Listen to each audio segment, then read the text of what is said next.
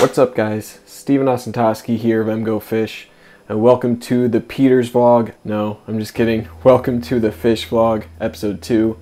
The Peters era is among us. Comes in quarterback midway in the second quarter. Leads Michigan to a 35-14 victory. In this episode, first I'm going to go through a game recap. I'm going to talk about Peters a bunch. Also talk about the offense and the defense overall and their performances in this game. So, game recap. 471 yards for Michigan, 334 of those yards coming on the ground. Michigan's defense definitely showed up. They held Rutgers to under 200 yards in a pretty dominant performance. Started with a bad interception from McCorn. He eyeballed Gentry on the route pretty much the whole way. Juwan Harris made a good play on the ball. Probably shouldn't have ever been thrown. He had Donovan Peoples-Jones on a post route and single coverage. After a Rutgers punt, Michigan got the ball back, drove 80 yards on 13 plays to go up 7-0 early in the second quarter. This drive features some pretty solid runs by Ty Isaac. John O'Korn fumbles a shotgun snap he probably shouldn't have. That put Michigan in a hole. Ty Isaac was able to dig him out of it on a long 3rd and 17, 16-yard pickup to set up Michigan for a 4th and 1 that they would eventually pick up. He also set him up well, I think right at about the half-yard line with a nice run off the right edge there. So Michigan's up 7-0. Rutgers responded on the very next drive with a 65-yard run by Janarian Grant. A couple defenders on the play didn't do the best job. Gary did not seal the edge very well. Bush over pursued on the play, and Kindle, he took a poor angle at first and never really recovered. Next drive for Michigan sees O'Korn with another fumble, this time from under center. Not great. 2nd and 10. He throws to McDoom late, allows the linebacker to get a hand on it, and McDoom can't bring it in. 3rd down. He surveys the field, doesn't read Perry's route properly. He tries to hit Donovan Peoples-Jones late across the middle, and it's just not there. It results in a punt and will actually be John O'Korn's last drive of the day. Here we go. Peters comes in. Redshirt freshman. Michigan Twitter hive mind has been waiting for this moment. He comes in and he delivers. He leads 3 straight touchdown drives and looked pretty easy doing it. From that point on, really the game was over. Rutgers does score to pull within 14 midway through the 3rd quarter, but Michigan would ice it with another long touchdown run from Karan Higdon. This touchdown run saw big Mike Onwenu rumbling through the hole with nobody to block. 35-14 is the final. First comfortable win in what feels like a long time. Obviously, Brandon Peters is the big story in this one. He is what a lot of fans have been looking for. A lot of people were screaming for him during the MSU game. It's leaving a lot of fans questioning why he wasn't behind Spate. My stance was always that the staff knows. They're seeing practice every day. They know what's best for the offense. They're putting players in the best position to win. That was always my stance. I think probably the staff was wrong, right? I'm guessing that O'Korn was a practice warrior. He just became really uncomfortable in actual games. Maybe Peters is a poor practice performer, but then steps it up in game. Hard to say. I'm really happy that Amazon is doing their series on Michigan football this season. I think this will be a big storyline that they'll probably cover in practice, and it'll shed some light on the situation as a whole. Peters has always had the physical ability as a quarterback. He seemed like a natural. He never had a QB coach. The biggest complaint that a lot of people had was communication. Maybe he wasn't communicating, maybe he wasn't picking up the offense as fast as Harbaugh or the collective offensive staff at Michigan would have liked. But I mean, it's better. It's still early. Only 14 passes. Rutgers isn't as bad as 2016 version of Rutgers. Still not great.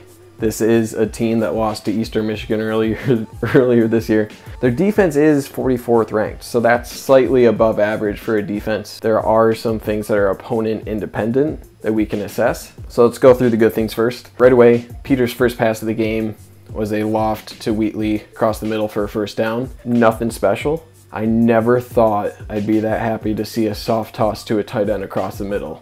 And it sounded like the whole Big House agreed with me there. A pass like that hasn't looked easy in quite some time. He made a lot of things look easy during the game.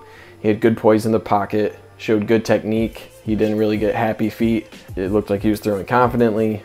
He made me comfortable with him dropping back, again, which has been rare this season. So he looks like a veteran out there. He actually checked into Higdon's second touchdown run that sealed the game. He came up to the line and then he made a kill call, if you listen close enough. So that's a veteran move for a redshirt freshman to pull off. He also showed a good mix of kinds of passes. But we got to see anything from, you know, the loft pass that I mentioned to Wheatley. He had another similar one to Poggi across the middle.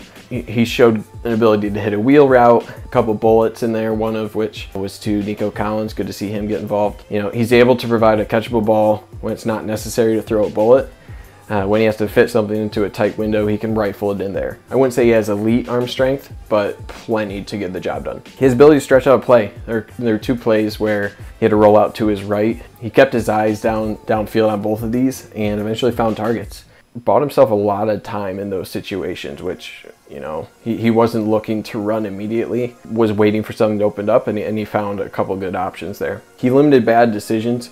Only one true bad decision I had on the day, throwing late to Perry on a quick slant route. It was almost a pick 6, but that was really the only bad play. Lastly, he gave his playmakers a chance. Perfect example of this is the wheel route to Evans. It wasn't the best throw. He could have put it a little more in front of Evans, but at least he gave Evans the chance to adjust to the ball in the air and end up in a touchdown. So just little things where he's throwing the ball when he should and putting it in a spot where his playmakers can make the plays. Hasn't been happening the past couple weeks. It's good to see. All right, so a couple bad things. Obviously, I mentioned the almost pick 6 on the slant attempt. That was bad. Designed to be a quick throw right after a 3-step drop. He hesitated just a bit, and that could have cost big. There was 4th down late in the game where he had McCune for a likely TD. So yes, he needs to hit that throw. He turfed it like a couple yards in front of McCune. I think McCune drifted a bit on his route. So instead of being on a straight out route, McCune wanted to maximize his chance of a touchdown by drifting a bit towards the end zone. I still think both McCune and Peters could have done a better job to make the play there. There were 2 other incompletions I haven't mentioned. A missed fade to Donovan Peoples-Jones. It's better than all the McDoom fades we've seen, which were driving me crazy. DPJ was in single coverage. Needs to nail down the accuracy on that a bit, but again, not the worst decision in the world. And then there was a throw high to Wheatley. I think Wheatley is on our out route or a crossing route. It was a good decision to throw it, and it was a good decision to throw it high to Wheatley. Was catchable, but you want to put that in a better spot for your tight end to make a play on that. I had 2 messed up handoffs from Peters. One resulted in Peters himself keeping it and eventually sliding at the line of scrimmage. The other, Evans bobbled it. It threw him off the play a bit. What I want to see more of is what happens when Peters is under considerable pressure. Probably going to happen against Wisconsin. Definitely going to happen against Ohio State. Will he make smart decisions in tough situations? I want to see more read progressions. Early returns are good, but there were a lot of plays where the first option was the best option. We saw a lot of this with O'Korn against Purdue. A lot of people thought O'Korn was going to bring the offense up, but it turned out to be a lot of first reads in that game as well. The MSU game, where it forced O'Korn to shift to a second or third read, we really saw O'Korn's deficiencies in that area. Peters has shown better returns overall, but still I think we need to see more in order to properly assess that skill set of Peters. They want to see deep shots. With the way Michigan was running the ball against Rutgers, didn't really need to take deep shots. You will have to hit some against better teams. Let's shift to the offensive line of the run game. This was the best offensive line performance of the year, in my opinion. 334 yards on the ground on 51 attempts. That equals 6.5 yards per carry. I believe it was Nick Baumgardner of Detroit Free Press charted Michigan with 210 yards before contact. That's 4.2 yards per carry before contact. Yeah, the offensive line did amazing. There was a play where a Rutgers defender literally fell down to not get blocked by a pulling Mike Onwenu. I can't blame him for making that decision. McCune and Gentry, I saw make a lot of big blocks on some of these big plays. Offensive line as a whole just did a great job. Michigan had 2 running backs with over 100 yards rushing. Higdon had 158 yards at 8.8 yards per carry. Isaac had 109 yards for 7.8 yards per carry. We saw some action finally from Kareem Walker. Looked violent in his runs. There's a pretty cool stiff arm he had on a nice 9-10 yard gain. He runs with purpose and he looks like he's not afraid of contact at all. Great pass protection overall from the offensive line. 0 sacks is always good. If there's anything Rutgers has on defense, it's a decent defensive line, and Michigan absolutely demolished them. Okay, let's move to the defense. Under 200 yards on the day for Michigan defense. Defensive line was fantastic. Hurst continues to be an early first-round NFL talent. Gary is emerging quite a bit. He had a sack and an assist on a couple more. I say assist where he's applying pressure, forcing the quarterback elsewhere, and Winovich or Hurst or Bush are picking up the pieces. Speaking of Winovich, he had 2 sacks on the day. He really has a good arsenal of moves. He's really emerged as a solid defensive end. Aubrey Solomon, the true freshman, got extended time in this game. He provides a pass rush option that Monet really doesn't. Big question is, can Solomon hold up to double teams the way Monet can? Time will tell. It's good to get him experience. Linebackers look good. I was really impressed with the play of Khaleke Hudson. There were a couple plays in the backfield where he did really well. Devin Bush has been pretty quiet in the past couple games. This one, he had double-digit tackles with 11 tackles in this game. Good performance from him as well. Biggest gripe on defense is the safeties. Kindle got beat badly on a play that Rutgers missed. He was caught flat-footed on a slot receiver who was on a seam route. We saw Kindle get picked on a bit in the Penn State game. Seems like he's a little late on a lot of passes up the seam. He's not able to get his head around, and that's burned him a couple times. Teams are going to continue to attack the safeties, especially in the pass game. It's still a good unit. It's just maybe not as good as the other units. And finally, the cornerbacks were just non-existent. I think there was a single pass breakup by Hill on a throw that was basically out of bounds. They didn't show up on the stat sheet otherwise, and that shows 2 things: that everyone else in the run game was doing their job, and number 2, that they were blanketing everybody and not giving Rutgers an option. So good on them.